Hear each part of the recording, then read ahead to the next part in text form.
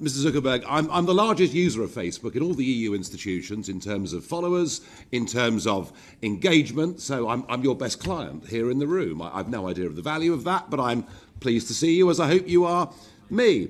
The one slight problem I have, and I'm watching very carefully the testimony that you gave on Capitol Hill. Time and again, people asked you, is this genuinely a neutral political platform? And you come up with the same line again and again. It's well crafted. You say that Facebook is a platform for all ideas.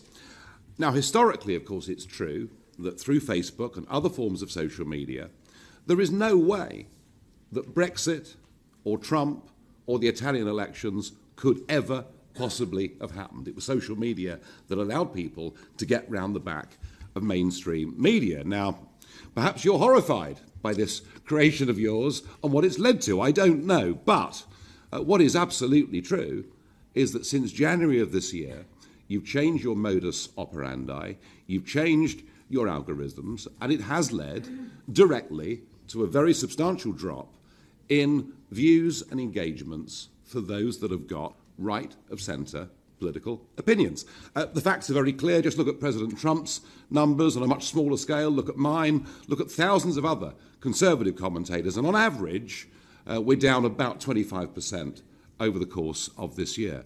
And, that's happening on a platform for all ideas. I'm not talking here, Mr. Zuckerberg, about extremism. I'm not talking about encouraging violence.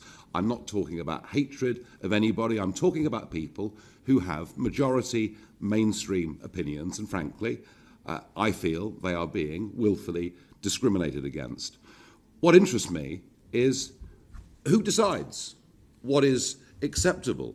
Who are these people you referred to earlier, these third-party fact-checkers? Who are these people? I mean, why is there no transparency in this process at all?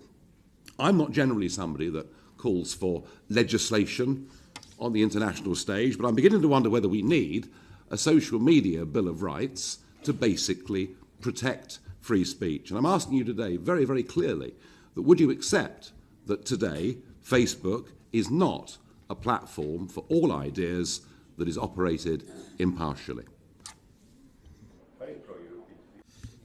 There were a couple of questions about